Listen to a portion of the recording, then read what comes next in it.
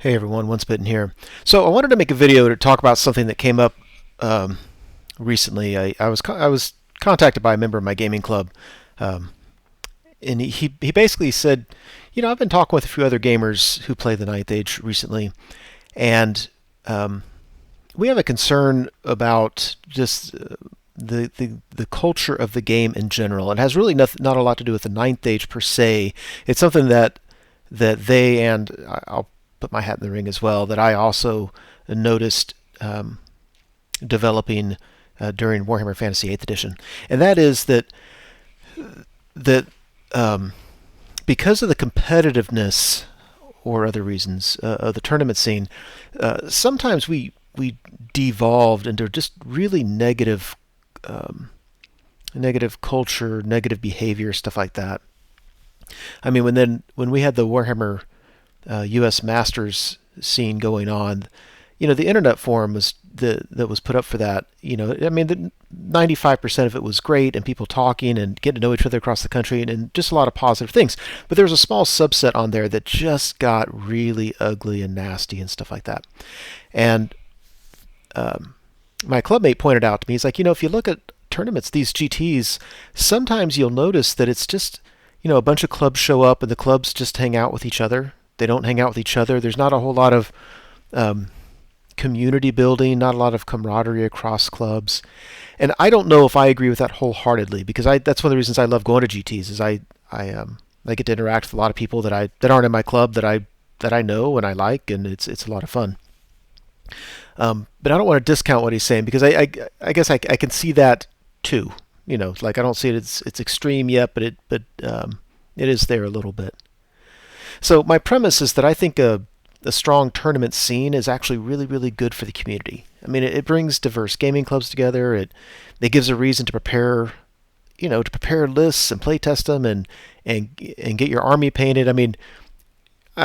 Geez, 70-80% of the stuff I have painted was painted because I wanted to take it to a tournament, not because I wanted to just have it available to start playing on some weeknight. So I think one of the reasons here in the Mid-Atlantic, and I think the same would be true with the Midwest, that we have such a strong scene is because we have large GTs that are kind of keeping the local gaming communities going. One thing that my clubmate pointed out was that we don't have the size tournaments that they used to have back in Warhammer 5th and 6th edition. Now, I can't speak to that. I just don't know. I didn't play the game back then.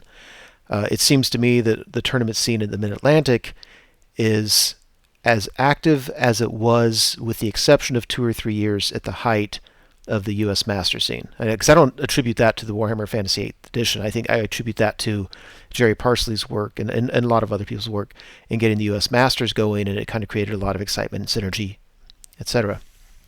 But with the exception of that one blip, I think the tournaments they're okay. I mean, they're our GTs. I mean, they might be smallish down at 40. I guess we might have had some smaller than that in the last couple of years, but for the most part, they're okay size. But I think the size of GTs can be a good barometer for how the scene is going in that area. Not the local micro area, but the macro area, like the Mid-Atlantic, not just the Raleigh, North Carolina area.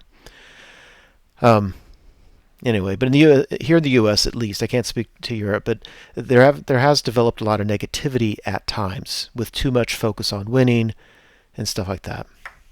So the question that he posed to me, and I said I didn't have answers to, but I wanted to stew on it, and he was going to stew on it, and now I'm using my channel to ask the rest of the community to stew on it. I might actually see if I can get other media personalities to chime in and maybe ask their people the same. Their people, watchers of their channels, the same question. What can we do to promote a positive culture and a consistently good experience for people at GTs? So, like I said, I'm going to the premise that GTs are a good thing. So if somebody said, well, if you have a small gaming group, you can create a great culture there, and I would say that's important, but that's not what I'm talking about. I'm looking at developing a larger scene, and I think GTs are central to that. And I think we can do a better job of creating a better culture at GTs, leading up to GTs, stuff like that. So the rest of my video today is just a brainstorm. In the spirit that in a brainstorm there are no bad ideas because all ideas have value, even if it's a crappy idea, but it might inspire another idea that turns out to be a great idea. So these are just ideas. I'm just throwing some stuff out there that have occurred to me today when I should have been working and instead was pondering this question. So I have just a few things. So number one, I hadn't really thought this about the importance of intermixing between clubs. And I find that intriguing. I guess that is true. I mean, if you go to a GT and you spend your whole time hanging out with the same people that you hang out with, on a weekly basis, then, I mean, whatever. It's your time. It's your money. If that's how you want to spend your time, go for it. I'm not trying to dictate that. What I'm saying is that for GTs to accomplish the purpose of building a wider and stronger community, then that isn't helpful towards that purpose. And I think it's okay for GTs to say, we want to promote things that help us accomplish the purpose why we're here to begin with. And the purpose of a GT, in my opinion, is not just to crown the best player for that weekend. I think that's a fun part of it, but I think very few people would say that the winner of Vintage GT is hands down the best player, period. I mean, there's too many things go into it, and there's a kind of a cadre of top players, and at the end of the day, who gives a crap anyway? I mean, what's more important is finding a way to enjoy the hobby. Now, the competitive part of it is what draws a lot of us to it. So I'm not saying that winning isn't important, but this idea of intermixing between clubs, and are there ways we can structure GTs to promote more of this intermixing? So, one idea: what if we have if we position the GT so that it's on, let's say on the Saturday, it's a GT, so that's to be a GT, you have to be a 2-day event. Most people play 3 games on Saturday, 2 games on Sunday. What if you positioned it and said, look, we're going to play 3 games on Saturday, and then after that, people need to relax. I mean, most of us do not have the stamina to say that was 3 games. I'm not exhausted because I'm wore out after 3 games. But even something as small as going to dinner with a group of people, having drinks, doing whatever you do, I think has a lot of value. But you could position the GT to say, look, after the 3rd game, we still want to have tournament time there. So we're going to bring in food and hang out here together if you want to. I mean, can't force anybody. And what if you had options for people to do stuff? So, for instance, you could play more games. So you could do, let's say, for instance, a 9th age derivative. So it's a team-based game. You get 1,000 points from your army. You match up with other people that cannot be in your gaming club, and you play some more 9th age. That doesn't usually work for me because I'm kind of tired of any game at the end of the day. But there are people out there that aren't like that. It's kind of crazy. My clubmate was talking about the old chariot races that I don't know if GW created that or whatever. I did it once at a tournament. But so you have a chariot model, and it's kind of just a whole different game. You just play it, and it's just fun, and it's just something different, and it's just trying to promote the hobby and promote the social aspect of the hobby. Another idea is to play just a different game. It doesn't really matter what. I know lately we've been playing Game of Thrones, and it's actually kind of difficult to find a big enough space where we can be as loud as we tend to get, and that can stay as long as we usually need to have to play that game. And that's the biggest challenge of it. But other than that, it's fun because it's different. It's still, I'm hanging out with people that I don't usually get to hang out with. We're playing a game, which is something I love to do. It's not the same game I played all day and I'm going to play all day tomorrow. That can be a lot of fun. I mean, I would love to play Axis and Allies against people. I haven't played that game in a decade. I love that game. And I would be up for something like that. Another idea, still sticking with the core idea of setting aside time Saturday night for stuff. So what if you had kind of like what Adepticon does, where there's stuff to do beyond the tournament? People I hear at Adepticon, and my brief experience supports this, was when they weren't playing in the tournament, they were dashing off to go do something else. So What if you actually had somebody offering some kind of painting workshop or a hobby workshop or something like that? I know at Buckeye Battles, they have a section set up where people went in there to do bit trading. And I think there probably is a way to do that really well. With it, that might be kind of fun. You know, I think it might be fun just because my favorite part of the hobby is creating custom models just using bits and stuff like that. I don't know why I get such a perverse joy out of that. It's a lot of fun. But if somebody said, look, everybody just bring a bunch of bits, and for those of you who aren't flying in, right, but if you're driving, man, bring a bunch of your bits and bring maybe the base necessities for some model you want to do, and then let's just, you know, have this available and just sit down next to each other and do hobby stuff. And if it's not creating a model, I mean, one thing I love to do that I just never seem to find the time to is I like to create tokens, you know, to represent spell effects or stuff like that. You know, and usually because they're my armies, I have the bits I need. But I mean, that's something I would consider if I was kind of tired from playing a game and didn't want to play another game, but yet wanted to do something hobby related. So all those are just ideas of stuff that could be done, and I know that at some tournaments there are options that you could do stuff. But let me turn the screw a little bit. What if attending that gave points towards best club? And let's say, you know, you can get max points for up to 4 players. That way, if some people can't do it, it doesn't hurt their club.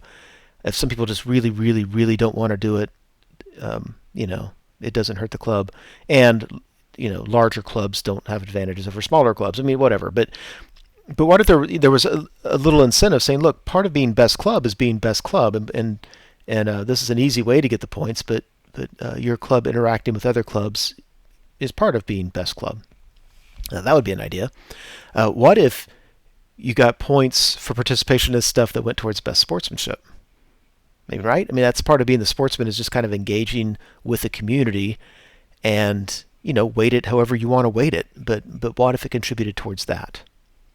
So those two ideas kind of twist everything else. So now, you know, like you could have a GT where you're like, look, we have all these options. The purpose of these is not just to provide stuff for you to do, because we know you can just go drink a beer and hang out in your hotel room. What we're trying to do is say the purpose of this GT is to build a strong macro community around this hobby. And so this tournament is giving sportsmanship scores based on that. Yeah, I think that idea has some tweaking. It's something I had never considered before. I think it's worth at least talking about. All right, so that was my first idea, of promoting and intermixing between clubs. Second idea, what if we... So, okay, the premise behind this idea is that in the tournaments of the GT, our store space is free. And that means a lot, because then what we do is all the entry fees come in. As a TO, you can request for the store to give you some of it back if you need it for something. Let's say you want to go buy some trophies. I mean, we always get, you know, they give a sword for best general or something. So you can get some of the money back that way, but most of the money stays with the store and it's given out in store credit to the winners. So I'm wondering, you know, what if we separated between financial prizes and bragging rights? Because winning is cool anyway for winning, right? So let's say the traditional winners. When I say traditional, I mean the normal awards you normally get: best general, best overall, best painted, whatever. And those people, they still get a trophy, in whatever form that is. I just like in my closet where my models are, I've got like all my awards are just kind of stacked, and I saw that I've got this big boot. It's a big glass boot for winning third best overall. You still get that kind of stuff. But you don't also get the store credit for $100 or whatever it is that you do. And I know this is tough to translate because so many tournaments operate differently. So bear with me here. I operate in a meta where the tournaments are held at stores and most of the prizes are in store credit. So the winners still get those prizes, but there's still tons of money available for prizes. And what if you created more hobby-related prizes? Because this really it's more than a hobby. I don't know where to draw the line, but it's just as much a hobby as it is a competitive game. And if it's not just as much, then it might be a little more, a little less, but whatever. It's a hobby. So what if you voted, like everybody, instead of voting for your favorite army, which is very commonly done, what if you vote for your 10 favorite, depending on the size of the tournament, your 5 favorite, your 3 favorite armies, but that's defined not as just the best painted, because we have best painting awards for that. This is the armies that the most love went into. And that opens it up to people that aren't artists. I mean, lately I've actually been winning some second and third place painting awards, which is just funny because I don't deserve them. I'm not an artist, and for the most part, I would say I'll never win those awards. But I have shown up to tournaments with a lot of love put into an army, and I see other people that do that, and I'm like, yeah, this guy's just not. He's not a painter. I mean, he's not an artist, but he's worked hard. His stuff looks good on the table. You can tell, man, this guy put a lot of love into that army, but he'll never win best painted. And I would say that about myself in those situations. So, we vote for the armies that we said, for whatever reason, this has a lot of love put into it. I'll never forget Buckeye Battle. I forget the guy's name. I should know this name. Anyway, but he showed up with a dwarf army themed around beer. And this guy, every year, he customizes his whole army. Every freaking model in that army had a beer or had some kind of connection to beer. And his display board was mounted on a movable keg. And if you came and checked out his army, he handed you a little cup of beer. I mean, God bless. Like, this guy put his heart and soul into that army. And I don't know if he won Best Painted or not. But he would have got my vote for how much love did he put into that army. I think stuff like that would go a long way towards making a positive environment at a tournament where it's not just about winning. Winning is still there. You still get the accolades. You get the pride. You get on War Score wherever you want. You get the trophy to go home with. But now we have all these prizes set aside for hobby-related stuff. I think that would go a long way towards building a better culture. All right, that's my second idea. Third idea, and this is a small, easy one, but what if painting checklists also included minor points for the little extras that player creates for their army? And I don't like getting to rubrics here because then it just becomes a checklist where somebody says, okay, now I have to do this. I just get surprised sometimes with what I see people do that I'm like, wow, that's just really cool. Someone who frequently comments on my videos, a guy named Chris Zook. He used to live here in the close enough to come to our Mid-Atlantic tournaments, and then he moved. I don't see him often anymore. I played him in a tournament. He had the Skaven, and I was in this back Warhammer Fantasy 8th edition. And Skaven, of course, had just tons and tons of special rules. And I think that I actually complained in a battle report previous to that about how I'm playing a Skaven guy, and I'm just like, I don't know his book well enough, and this stuff's just all over the place. This dude created a little card, kind of like the Magic cards. He had a card for every unit, for every spell, and he had all this stuff for his opponent. So, and he lined it up by the edge of the board, and he said, I don't know if he had it for every unit, but everything that was complicated, he was like, hey man, here are the cards, the rules. So if you want to know how this thing plays, just grab the card. Or keep it on your side if you want. It's here for you. And I'm thinking, that's awesome. I don't want that on a checklist because I don't want to do it for my army because I don't think it's necessary for my army. But I love that he saw his army, saw that need, and did that for his opponents. I think that's fantastic. That's the kind of stuff I think we should be trying to promote.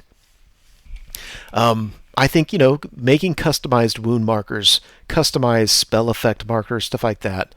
I remember being a Buckeye once. A guy came. I think he was from the Northeast. He was a good solid player. I remember we played at like one of the top tables at the end of the tournament, and he was playing Empire. This back in 8th edition, and his army list was designed like where he had kind of burned the edges of the paper and kind of like tea stained it, and it was in this really cool font, and it looked like it was from